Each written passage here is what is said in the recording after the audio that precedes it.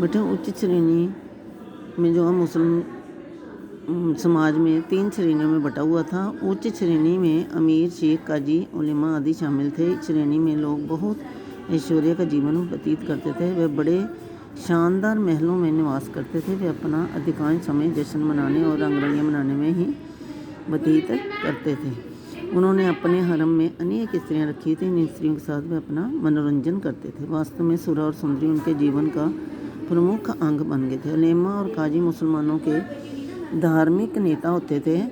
उनका कार्य इस्लामी कानून की व्याख्या करना और लोगों को न्याय देना होता था, परंतु वो भी इस समय अपना मार्ग जो है भटक गए हुए थे। मध्य श्रेणी में सैनिक, व्यापारी, किसान और राज्य के छोटे कर्मचारी शामिल होते थे। उनके जीवन और उच्च श्रेणी के लोगों के जीवन स्तर में बहुत अंतर था, परंतु उनकी स्थिति हिंदुओं की तुलना में फिर भी अच्छी थी।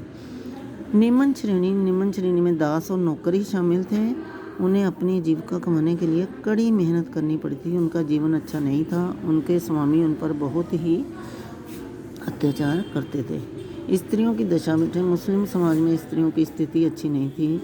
उन्हें केवल भोग विलास की वस्तु माना जाता था।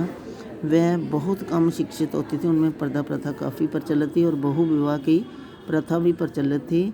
इन सारी चीज़ों ने स्त्रियों की स्थिति को बड़ी दयनीय बनाकर रख दिया था।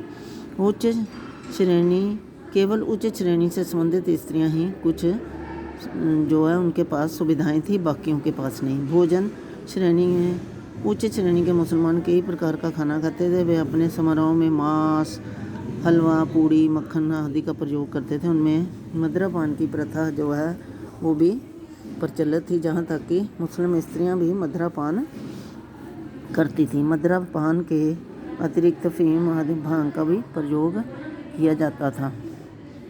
ठीक है, वे पान और सुपारी के भी शौकीन होते थे। फिर वेशभूषा उच्च श्रेणी के मुसलमानों की वेशभूषा बहुत मूल्यवान होती थी। वे उस पर कई प्रकार के हीरे और जवाहरात लगे होते थे। ये वस्त्र रेशम और मखमल से बने होते थे। निम्न श्रेणी के लोगों के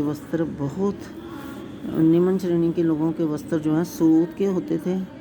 पुरुष कुर्ता और पजामा पहनते थे और सिर पर पगड़ी बांधते थे। स्त्रियां लंबा बुर्का पहनती थी।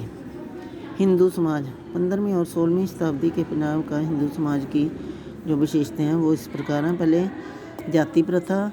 हिंदू समाज जो है 4 मुख्य जातियों ब्राह्मण, वैश्य, क्षत्रिय, वैश्य, शूद्र जो हैं